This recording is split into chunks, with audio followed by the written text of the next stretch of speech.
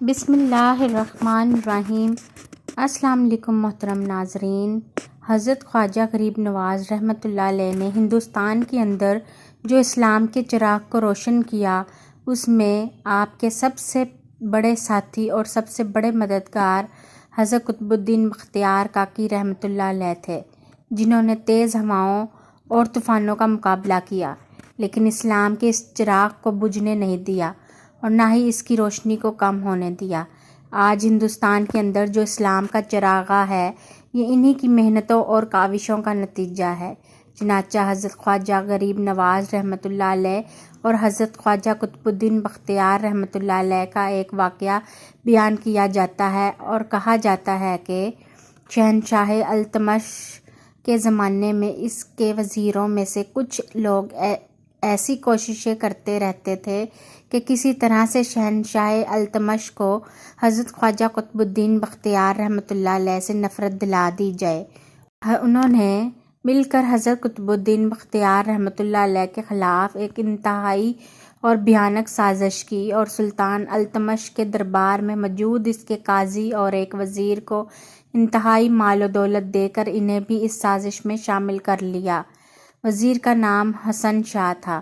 انہوں نے اس سازش کو مکمل کامیاب بنانے کے لیے بازار حسن سے ایک بازاری عورت کو خریدا، جس کا حسن اپنی مثال آپ تھا۔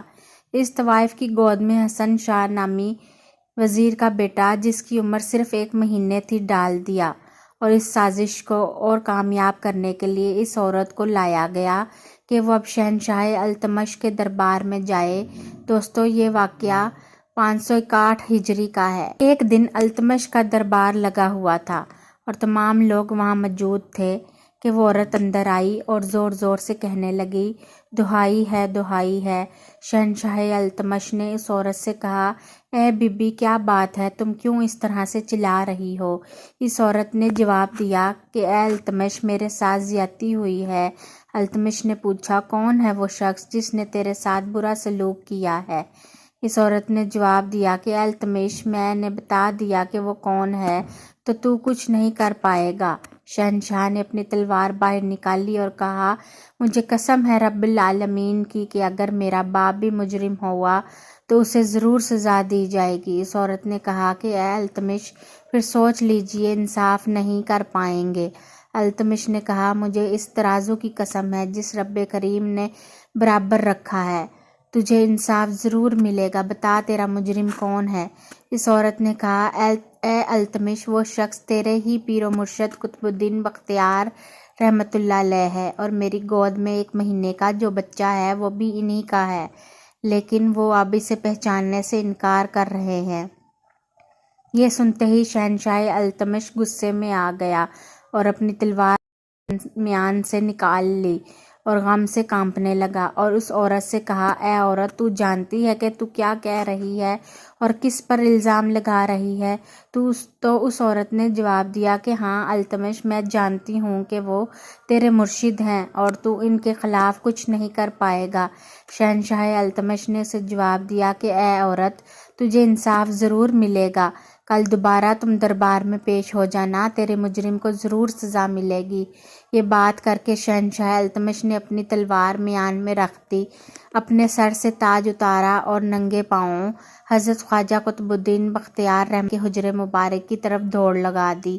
شہنشاہ التمش کی آنکھوں سے زاروں قطار آنسو بہہ رہے تھے۔ حجرے کے پاس پہنچا اور جب وہ اندر داخل ہوا تو حضرت خواجہ قطب الدین بختیار رحمۃ اللہ علیہ آپ کو دیکھ کر مسکرانے لگے اور کہا، التمش، آج بے وقت کیسے آئے ہو؟ التمش نے ساری بات بتا دی۔ انہوں نے کہا کہ آپ کو میرے ساتھ چلنا ہوگا۔ آپ نے فرمایا، اچھا ٹھیک ہے، چلو چلتے ہیں۔ آپ نے اپنی صفائی میں ایک لفظ بھی نہیں کہا اور خاموشی سے اٹھ کر شہنشاہ التمش کے پیچھے چل دیے۔ یہ بات سارے دلی شہر کے علاوہ دوسرے علاقوں کے رہنے والوں تک بھی پھیل گئی تھی، اس لیے لوگ چوک در چوک شاہی محل کے پاس اکٹھے ہونے لگے۔ مسلمانوں کے علاوہ ہندو، سکھ، عیسائی اور دوسرے مذہب سے تعلق رکھنے والے لوگ بھی اکٹھے ہو گئے تھے کہ اب دیکھتے ہیں کہ مسلمان کی عزت کا جنازہ کیسے نکلتا ہے۔ حضرت خواجہ قطب الدین رحمۃ اللہ علیہ جو کہ بہت نیک اور پارسا بنتے تھے، اب دیکھتے ہیں کہ اپنے اوپر لگایا ہوا الزام اب کیسے غلط ثابت کریں گے۔ پورا دلی شہر وہاں امڑ آیا تھا۔ شہنشاہ التمش کا دربار لوگوں سے کھچا کھچ بھرا ہوا تھا۔ ادھر یہ صورتحال تھی اور ادھر اجمیر شریف میں حضرت خواجہ غریب نواز رحمۃ اللہ علیہ اپنے مریدوں سے فرما رہے تھے کہ آج میرا بیٹا مصیبت میں ہے اور وہ مجھے بلا رہا ہے۔ آج اگر میں نہ پہنچا تو ولیوں کا نام و نشان بھی نہیں رہے گا۔ آپ نے یہ فرمایا اور دلی شہر کی جانب چل پڑے۔ شہنشاہ التمش کا دربار لگا ہوا تھا۔ حضرت قطب الدین بختیار رحمۃ اللہ علیہ مجرموں کے کٹگرے میں کھڑے ہو گئے۔ شہنشاہ التمش نے اپنا تاج سر پہ رکھا اور اس عورت سے کہا کہ اے عورت، جو کچھ تو نے کل کہا تھا اسے دوبارہ حضرت خواجہ قطب الدین رحمۃ اللہ علیہ کے سامنے بیان کر۔ اس عورت نے پھر وہی باتیں دہرائیں۔ اتنے میں شہنشاہ ہند حضرت خواجہ غریب نواز رحمۃ اللہ علیہ دربار میں داخل ہو گئے۔ دربار پر ایک خاموشی طاری تھی۔ شہنشاہ التمش حضرت خواجہ غریب نواز سے عقیدت و احترام سے پیش آیا اور انہیں بیٹھنے کے لیے اپنی کرسی پیش کر دی تو حضرت خواجہ غریب نواز رحمۃ اللہ علیہ نے فرمایا کہ نہیں، آج ہم اس کرسی پہ نہیں بیٹھیں گے کیونکہ ہمارا بیٹا مجرموں کے کٹگرے میں کھڑا ہے۔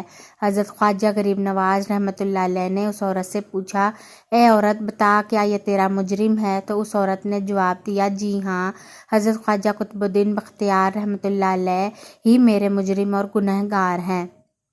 آپ نے 3 مرتبہ سوال کیا تو اس عورت نے بھی یہی جواب 3 مرتبہ دہرایا۔ آپ نے پوچھا کہ اے عورت، اس واقعے کا کوئی گواہ بھی ہے؟ تو اس عورت نے جواب دیا کہ ہاں، اور ساتھ ہی 4 گواہ بھی پیش ہو گئے۔ ان چاروں نے گواہی دی کہ ہم نے کئی بار حضرت خواجہ قطب الدین رحمۃ اللہ علیہ اور اس عورت کو اکٹھے اٹھتے بیٹھتے دیکھا ہے۔ جب وہ چاروں آدمی اپنی گواہیاں دے چکے تھے تو حضرت خواجہ غریب نواز رحمۃ اللہ علیہ اس عورت کے پاس گئے اور فرمایا، اے عورت، یاد رکھ یہ دنیا ختم ہونے والی ہے اور کل تمہیں بھی اس دنیا سے چلے جانا ہے۔ ابھی بھی وقت ہے، سوچ لے۔ لیکن اس مکار عورت نے جواب دیا کہ میرا مجرم وہی ہے اور انہیں اس کی سزا ضرور ملنی چاہیے۔ یہ سن کر حضرت خواجہ غریب نواز رحمۃ اللہ علیہ جلال میں آ گئے اور آپ جلال سے کانپ رہے تھے۔ قطب الدین بختیار رحمۃ اللہ علیہ نظریں جھکائے بالکل خاموش کھڑے ہوئے تھے۔ انہوں نے اپنی صفائی میں ایک لفظ بھی نہیں کہا۔ حضرت خواجہ غریب نواز رحمۃ اللہ علیہ نے فرمایا کہ لوگو، تم نے اس عورت کی باتیں تو سنی، میں اب اللہ کے فضل و کرم سے ایک شہادت گزارنے والا ہوں جو کہ خود یہ ثابت کر دے گی میرا بیٹا قطب الدین بختیار مجرم ہے یا نہیں۔ آپ اس عورت کے قریب آئے اور عورت کے گود میں موجود بچے کے منہ سے کپڑا ہٹایا اور اس بچے کو کہا، اے بچے، میں تجھ سے اللہ کے فضل و کرم سے یہ حکم دیتا ہوں کہ تو بول اور یہ بتا کہ تو کس کا بیٹا ہے۔ میں تجھے ولی بناتا ہوں، تیرے آئندہ آنے والی نسلیں ولی ہوں گی۔ تو اللہ تعالیٰ کے حکم سے